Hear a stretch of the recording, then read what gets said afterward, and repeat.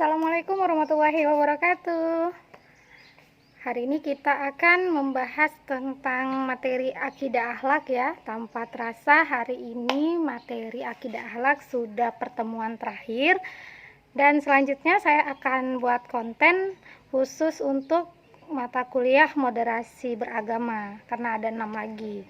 Kalau materi akidah akhlak sudah selesai ya. Hari ini adalah video terakhir belajarnya.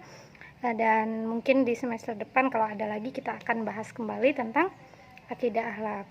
Nah, materi judulnya adalah tentang cobaan, ujian, dan musibah. Waduh, rame ya. Sekilas mirip-mirip tapi sebenarnya berbeda. Jadi kita bahas satu persatu. Yang pertama adalah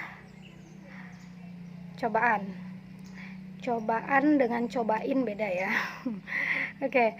Cobaan itu pastinya kita tidak bisa tahu apakah yang akan menimpa kita itu kecil, sedang, atau besar.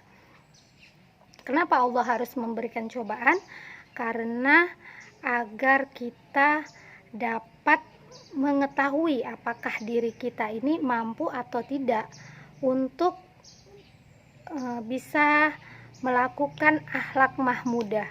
Jadi sebelumnya kita sudah belajar tentang akhlak mahmudah ya, dan yang akan diuji pada orang yang sedang dapat cobaan ini adalah akhlak sabar. Makanya Allah mengatakan ya, jadikanlah sabar dan sholat sebagai penolongmu. Ketika kita tidak sabar, bagaimana mungkin kita bisa sholat? Pasti kita akan melakukan hal-hal yang negatif lainnya. Tapi kalau kita sudah bisa sabar, tentunya kita akan bersandar dengan cara sholat. Jadi cobaan ini dibuat untuk mengukur kesabaran kita. Jadi bisa jadi Allah pengen tahu nih kita sabar enggak. Dan kalau misalnya kita sabar, kita bisa menjadikan sabar dan sholat sebagai penolong, maka kita adalah hambanya Allah banget. Jadi Allah pasti akan senang dan Allah pasti akan memberikan kabar gembira pada orang-orang yang sabar. Nah, kemudian yang kedua, ujian. Di mana letak bedanya? Ujian adalah ketika kita sudah lewat proses yang pertama tadi, proses sabar tadi, proses mendapatkan cobaan tadi, maka kita akan diuji apakah kita sombong atau tidak, gitu ya. Jadi, apakah kita putus asa atau tidak? Kalau misalnya kita bisa sabar, tidak putus asa, terus kita juga tidak sombong karena kita bergantungnya pada Allah dan kita bertawakal kepada Allah, maka selanjutnya orang yang setelah lulus ujian, jadi ujian ini ibaratnya kita kalau di sekolah kan menjawab soal-soal ya, soal nomor 1, 2, 3 gitu juga kita sebenarnya ketika mendapat ujian kita harus menjawab pertanyaan dari Allah. Kalau kamu saya buat begini, sabar atau enggak? Kita tinggal menjawab esainya gitu. Insya Allah sabar. Misalnya gitu kan. Insya Allah saya selalu bersyukur. Nah, misalnya itu jawaban nomor 2. Jawaban nomor 3, insya Allah saya yakin bahwasanya Allah akan memberikan hikmah. Nah, semua itu adalah ketika kita nanti nilainya tinggi atau artinya benar semua yang kita jawab itu, maka kita akan mendapatkan sesuatu, yaitu kita akan naik kelas. Jadi kita juga akan sama seperti orang-orang yang telah lulus dari ujian itu ya, akan mendapatkan sesuatu yang membuat kita diangkat Allah derajatnya. Dah, itu dia tadi ya bedanya. Jadi kalau cobaan untuk mengukur kesabaran kita, kalau ujian untuk mengukur apakah kita layak atau tidak untuk diangkat Allah derajatnya. Nah, yang ketiga itu diberikan untuk orang-orang yang bisa jadi 2 bagian ya. Yang pertama untuk orang-orang yang berdosa, agar Allah hapus dosa-dosanya, maka Allah pengen kita menebusnya dengan suatu persoalan. Jadi sampai dosa-dosa kita habis, baru selesai musibah yang kita jalani. Dan tidak artinya kita pun tidak sia-sia ya, walaupun kita dapat musibah. Sebenarnya ketika kita mengetahui bahwasannya di dalam hadis, ketika Allah menginginkan kebaikan pada kita, maka Allah beri musibah. Jadi itu tadi, walaupun kita dapat musibah, sebenarnya tujuan Allah ingin memberikan kita kebaikan. Sampai sebaik itu Allah. Kebaikannya apa ya? Salah satunya mungkin itu tadi, syarat aku ampuni dosamu, maka aku beri musibah. Nah, seperti itu ya. Dan Allah juga memberikan janjinya di dalam Al-Quran ya, bahwasannya ketika kita sedang mendapat musibah, apakah itu dari rasa takut, kehilangan harta, jiwa, buah-buahan.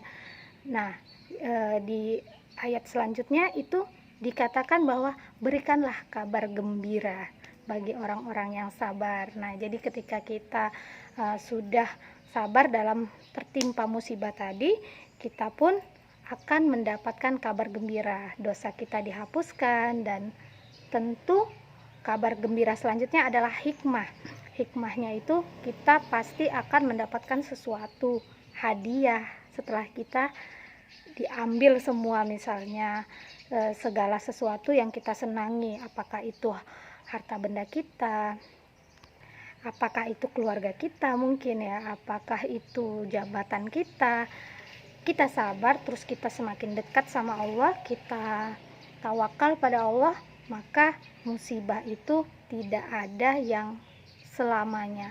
Insya Allah kita akan menemukan jalan keluar, karena Allah sudah menjanjikan ya, bahwasannya Allah akan memberikan jalan keluar. Wa mayat tawakal Allah gitu, ketika kita berserah diri ya, kalau mau dikasih cobaan nggak apa-apa ya Allah gitu ya, tapi kuatkan aku ya Allah, nggak masalah gitu. Ketika kita mau berkomunikasi pada Allah, maka semakin kita dekat, semakin kita sering berkomunikasi pada Allah, sering berduaan pada Allah, apalagi terutama di sholat malam ya, ketika orang semua sedang tidur, terus kita mohon doa supaya kita dikuatkan oleh Allah, karena kita memang tidak bisa menghindari ya yang namanya cobaan, ujian, musibah tadi itu ya. Allah tidak menjanjikan dalam hidup kita ini bebas dari persoalan, tetapi Allah menjanjikan jalan keluar. Jadi semakin tinggi iman seseorang, semakin tinggi pula ujiannya. Apalagi semakin besar dosa seseorang, semakin besar juga tebusannya gitu ya. Jadi itu sebenarnya hampir-hampir sama.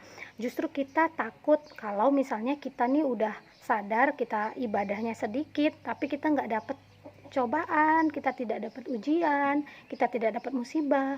Jangan-jangan segala dosa kita nanti dibalas di akhirat. Mending diberesin di dunia aja deh gitu ya. Jadi kita benar-benar ketika di akhirat itu sudah hanya tinggal membawa oleh-oleh untuk Allah itu dari sisi pahala. Dari dosa kita itu sebelumnya udah kita bayar lunas di dunia gitu kan. Nah kemudian ada juga yang misalnya dia nggak pernah dapat cobaan, nggak pernah dapat ujian dan musibah, doanya semua dikabulin di dunia. Bisa jadi ketika di akhirat nanti dia nggak punya investasi lagi, nggak punya tabungan lagi. Kenapa?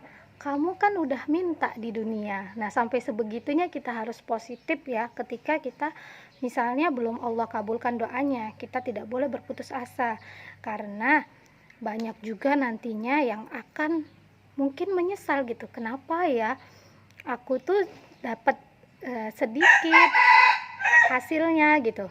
Nah ternyata dicek lagi ya, kita nonton video kita di akhirat, kita itu melakukan ibadah bukan karena cinta, tapi karena ingin sesuatu. Sudah kita dapatkan di dunia ya sudah, serem ya. Jadi misalnya gini nih, kita sholat duha, tujuan kita sholat duha untuk mendapatkan rizki, udah sebatas mendapatkan rizki ya Allah kasih. Kita mau sedekah kita tujuannya untuk mendapatkan berlipat ganda, Allah kasih di dunia, udah.